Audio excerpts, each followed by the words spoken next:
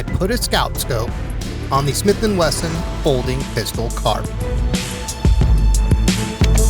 We're out here at the beautiful Banner shooting range, and as luck would have it, the weather gods have blessed us with medium in terms of the heat index, but very high humidity, so it feels crappier than it really is out, shall we say.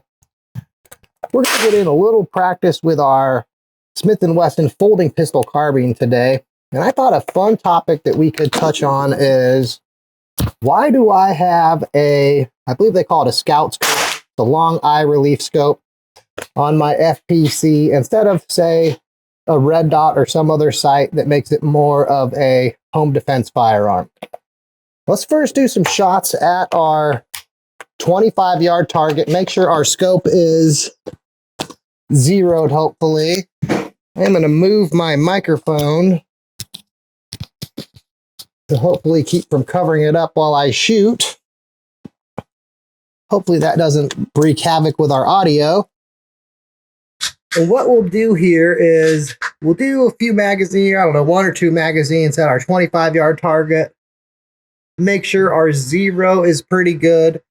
And since there's pretty much no wind today, and I have this nice brace box that I borrowed from the range, we'll know if it's if I need to make any adjustments to my zero on my scope, hopefully pretty quick. And then we'll push it out to 50 yards, which is probably about the maximum that my target camera can pick up our impacts on. Put a few rounds down range and then talk a little about our carbine. Here we go.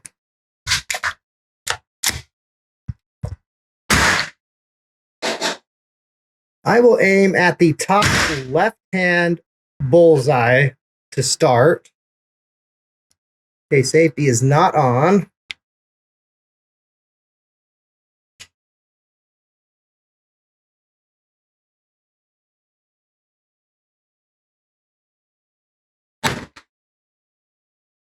Hey, I would say that's a pretty good hit out there.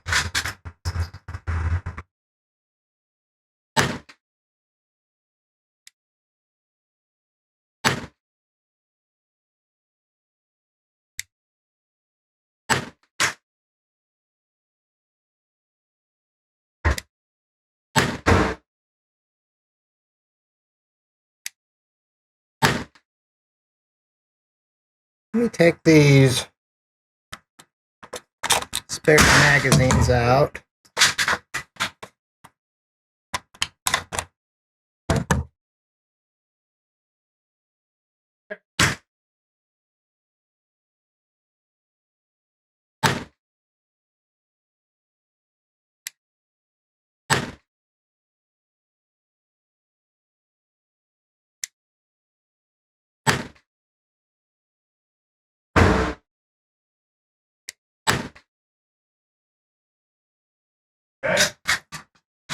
Okay, let's do at the bottom left target, since I think we're putting all our holes basically through the same hole.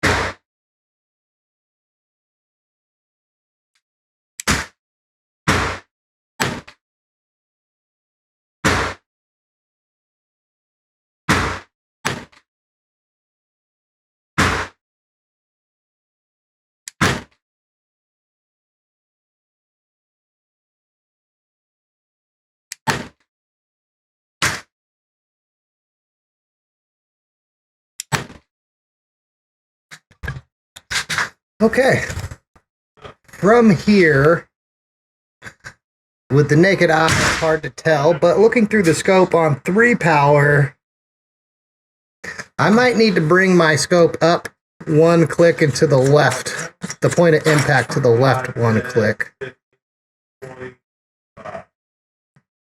Okay. That should hopefully bring our impact up. Probably what it's going to be is slightly high at this 25 yards, but I will settle for right on. Let's go left 1. So 1 magazine, what is that, 17-ish rounds? one 17 round magazine, and other than needing to make an extremely minor adjustment, which we just made, you can see, at least at the close range, this is a very precise rifle, and it's not like we're shooting the world's greatest ammo. We like the ammo. The internet, I would call it a mixed bag. We're shooting Winchester white box or range and target, 115 grain full metal jacket in our magazine today. It's a nice budget friendly, good for the range ammo, shall we say. I think these magazines I loaded with 20, though I believe they're 23 round magazines. Let's do a couple shots at our top right hand target. We'll see if our subtle adjustment made that subtle change to our point of impact like we're hoping for. Here we go.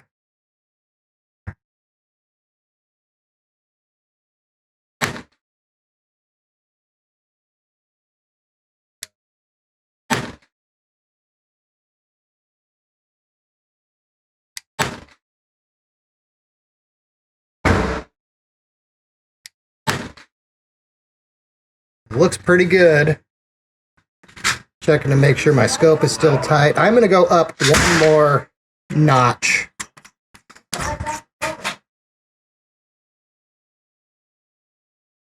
Make that 2 notches. Okay, let's do a couple more shots. And we'll get ready to push our target out to 50 yards.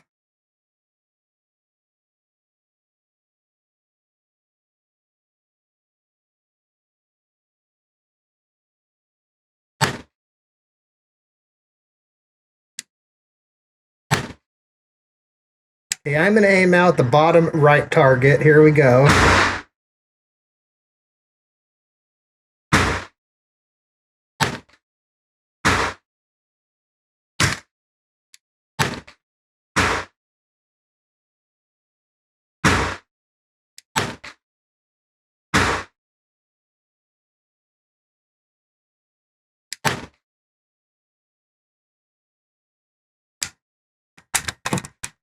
This will be our last shot. I'm going to put in the empty mag so we get a lock the bolt open easily.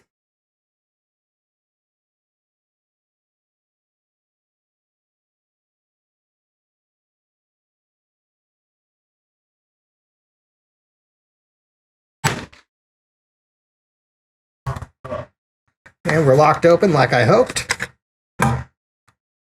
And at least from here, I am liking how that looks. There's a little bit of variability left to right. It's just me. As far as the elevation, and we might even, I think we're going to go up one more click. But at least for 25 yards, which is pretty close for the carbine, it's pretty much right on. I feel like maybe the first shot we took at each target was pretty close to a definite bullseye. We'll have to review target cam, of course. Okay, we're set up now at 50 yards. I thought target cam would zoom in a little more than it actually does. Maybe we'll be able to movie match it and zoom it in a little more when I get home and edit the video, we'll see. So let's see if we can put some hits on the top right hand bullseye of our target. If you can see the target right now more clearly than I can, the top left-hand bullseye, I was showing the range officers how the rifle shot, so I took my 10 shots at that target, so keep that in mind in case you can see that. Anyway, here we go. Let's see how it does at that top right target at 50 yards. This is a 23 round magazine, might have 20 in it though.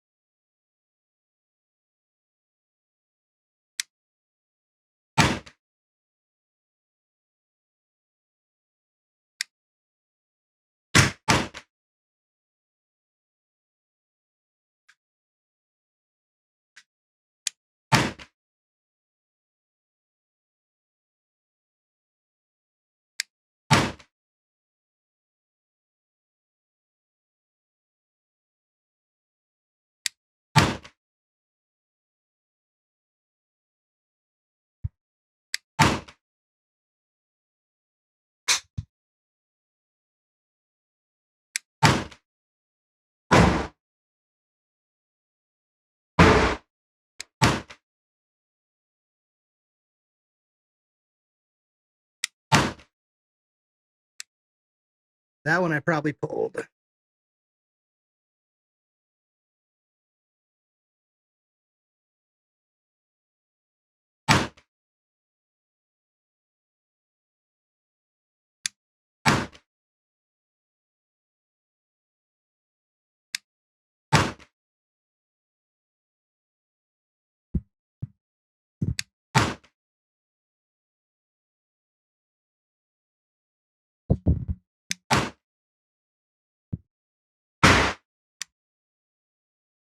Oh, we might have one more. My cat.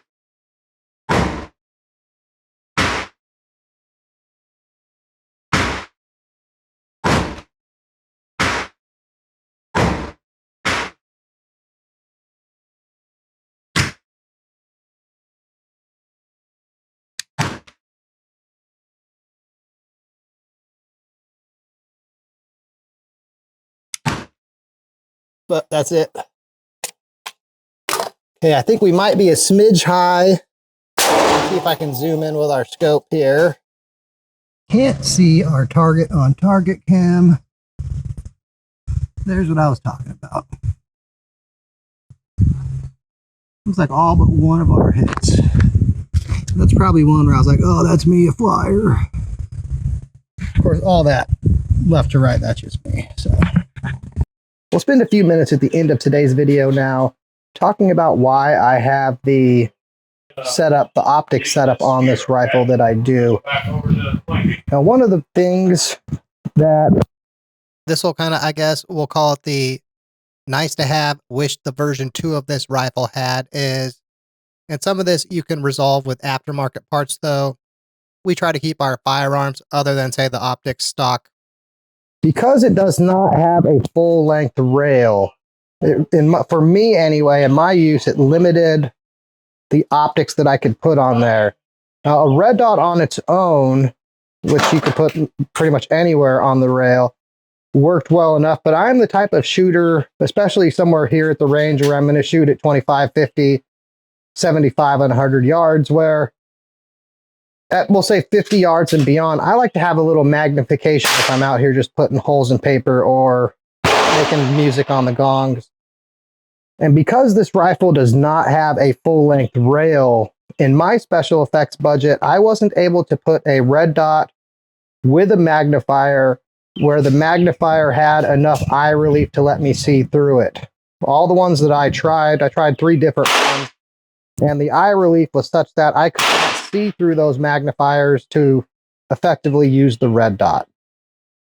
The other challenge that then presented is I tried quite a few different scopes on this rifle, and I think we might have done a couple videos where I tried a few different scopes on it as well before this one, is with where this rail starts, it really put it in an awkward position for me where I either had too much eye relief or not enough eye relief. And what I ended up settling on, which you've seen now in every video since then on this, is this Vortex. I believe they call it a scout scope. It's a long eye relief scope that would probably even work for hunting with a pistol where you're holding it far away from your face. Oh, sweaty. Weather gods, humidity, you get the idea. Anyway, so because I wanted something with some magnification, because this is not, for me anyway, a home defense firearm, it's a fun range toy firearm. And because of that, I ended up going with this, we'll call scout scope setup on it, where it has a very long eye relief scope, where I was able to mount the scope and get it in a comfortable position to where I could see it and effectively use it here at the range. Every once in a while, I'll see someone doing similar on the internet, and the ones that I've seen have pushed their scopes way out here. So luckily with this Vortex one, I'm able to keep it in line with the end of the rail and far enough away from the muzzle flash. Not that there really is any on that long of a barrel with 9mm to give the scope enough protection to function effectively. Now, another thing, talking with the range officers, that would be nice if this carbine had would be an adjustable stock for the length of the stock to accommodate different size shooters. And in my opinion, another, I don't want to call it design flaw, but characteristic that I'm not a fan of is the way the carbine handle It's nice that it's ambidextrous, but if I get my face too far forward when looking through the sights on this rifle, the recoil can bump this charging handle back into my face, which makes it uncomfortable. So otherwise, as far as reliability goes, everything I've shot through this rifle so far has been 100% reliable. It's, I would say, in the pretty accurate range, certainly more accurate than I'm capable of shooting it. Overall, I really enjoy the FPC carbine. I bought it on a whim a while ago, and like all of the firearms we feature on this channel, it's been one that has pleasantly surprised me along the way. Well, anyway, that seems like a great spot to end today's video. If you enjoyed our presentation here today, of course, like the video, share it with your friends and family. Those things are free and they help the channel greatly. If you'd like to help us make even more videos like this one, look into becoming a member. Fred and I really appreciate you getting this far.